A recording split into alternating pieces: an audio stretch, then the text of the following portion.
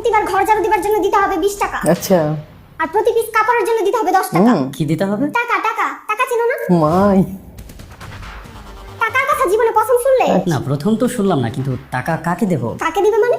তোমার ঘরকে ঝাড়ু দেয়, কেন তুমি? তো টাকাটা কাকে দিবে? তোমার নানুকে? ও মাই গড খবরদার, সব কথায় নানুকে টেনে আনবে না। কেন টেনে আনবো না? 100 বার টেনে আনবো। কি করবে তুমি? আমি তোমাকে কি করব? হ্যাঁ হ্যাঁ, কি করবে? আমি কি করব তোমাকে? কি করবে তুমি বলো? আমি তোমাকে কিচ্ছু করবো না, ও মাই গড কারণ নারীদের গায়ে হাত তোলা কাপুরুষের লক্ষণ। বেঁচে গেলে।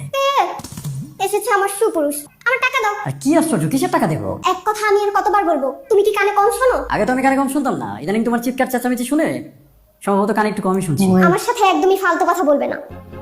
আমার টাকা দাও, তা না হলে তোমার বাসায় সমস্ত কাজ ফেলে আমি চলে যাব। তুমি কোথায় যাবে? আমি কোথায় যাব সেটা কি তোমাকে বলে যেতে হবে? একদম কাজের লোক পেয়ে বসেছে আমাকে, তাই না? সব কাজ ফ্রি ফ্রি করে দেই তো, এর জন্য আমার মাথায় উঠে বসেছো। ও মাই নিজেকে গড দেখেছো? তোমার মাথায় আমি কখন উঠলাম? আমি তোমার মাথায় উঠলে তোমার ঘাড় ভেঙে যাবে। তুমি কিন্তু এখন ঝাড়ুর বাড়ি খাবে। আর না, ঠিক আছে, আমি যাচ্ছি। তাই যাচ্ছ কোথায়? আমার কথা শুনে যাও। ঠিক আছে, বলো, শুনছি। প্রতিবার রান্নার জন্য আমাকে দিতে হবে 100 টাকা। 100 টাকা? হ্যাঁ। শুধু রান্নার জন্য? 100 টাকা। খুবই ভালো একটা প্রস্তাব তুমি দিয়েছো। তোমারও তো টাকার প্রয়োজন আছে, তো ব্যাপারটা কি শুধু মুখে মুখেই থাকবে? মুখে মুখে থাকলে তো তুমি একসময় ভুলে যাবে, তখন আবার টাকাটা তুমি পাবে না। আমি বলি কি, হিসেবটা আমি কোনো একটা খাতায় লিখে রাখি। খাতায় লিখে রাখবে মানে? লিখতে লিখতে ধরো একসময় অনেক টাকা তোমার জমা হয়ে যাবে। বছর 30 পর একসাথে অনেকগুলো টাকা তুমি আমার কাছ থেকে নিতে পারবে। তখন কিন্তু তুমি আমার চেয়ে ধনী হয়ে যাবে। কি বলো? আমাকে ঠকানোর প্ল্যান করছো, তাই না? না মানে, হিসেবটা যদি খাতায় ঠিকঠাক মতো না লেখা থাকে, ঘরের এত কাজ, পরবর্তীতে হিসাবে গোলমেল লেগে যাবে না, তখন তো টাকাটা তুমি আবার ঠিকঠাক মতো পাবে না। একদম। তোমার ভালোর জন্যই বলছিলাম। লেখা শুরু করব? তোমাকে আমি হারে হারে চিনি। প্রতিদিনের কাজের টাকা প্রতিদিন দিতে হবে।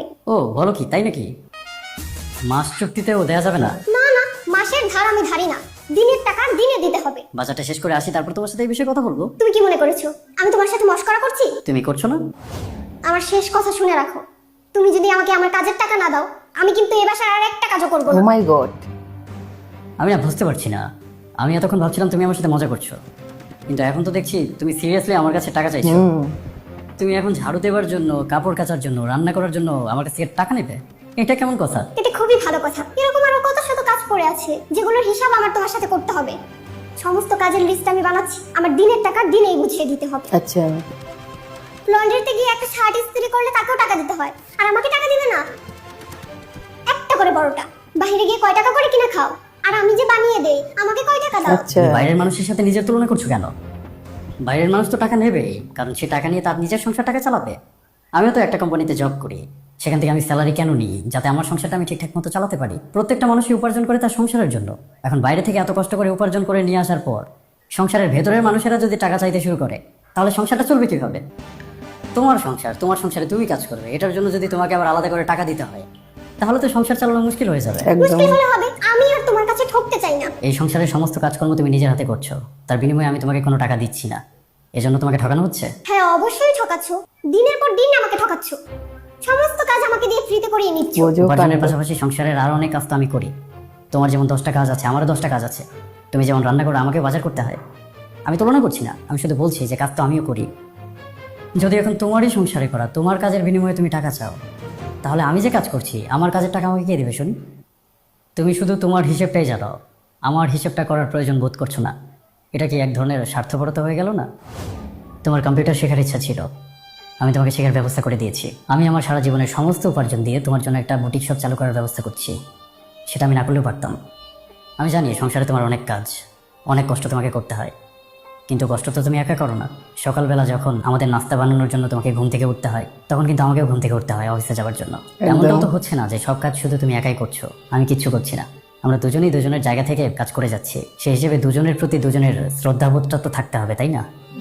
আমি যেমন তোমার কাছে হুট করে আমার করা কাজের বিনিময়ে টাকা চেয়ে বুঝতে পারি না, তুমিও তো পারো না। টাকা দিলে কি সব কাজ হয়ে যায়? আমি আর একসাথে এতগুলো কাজ করতে পারবো না। তুমি কি মানুষকে দিয়ে এতগুলো কাজ করাতে পারবে? আর টাকা দিয়ে করালে কি তারা এত ভালো করে কাজ করবে? না, একদমই করবে না।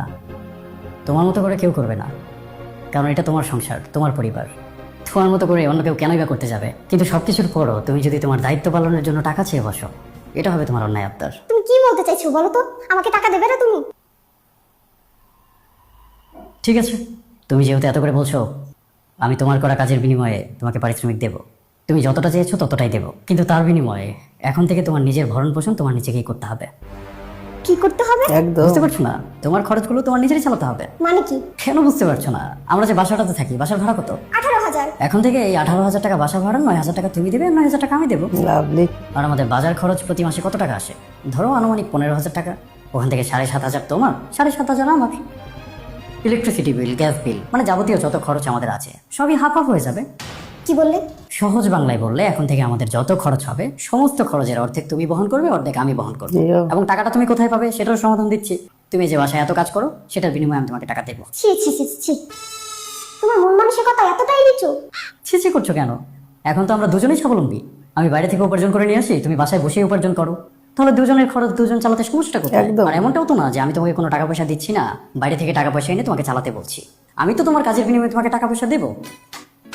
আর স্বাবলম্বী হওয়ার পরও তুমি যদি আমার টাকায় চলো, এটা তোমার জন্য একটা লজ্জাজনক ব্যাপার না? একটা আত্মসম্মানের ব্যাপার তো আছে নাকি? তোমার তো আত্মসম্মান আছে, নেই বলো? তারপরে যদি তুমি টেনশনে পড়ে যাও, তোমার টেনশন আমি দূর করছি।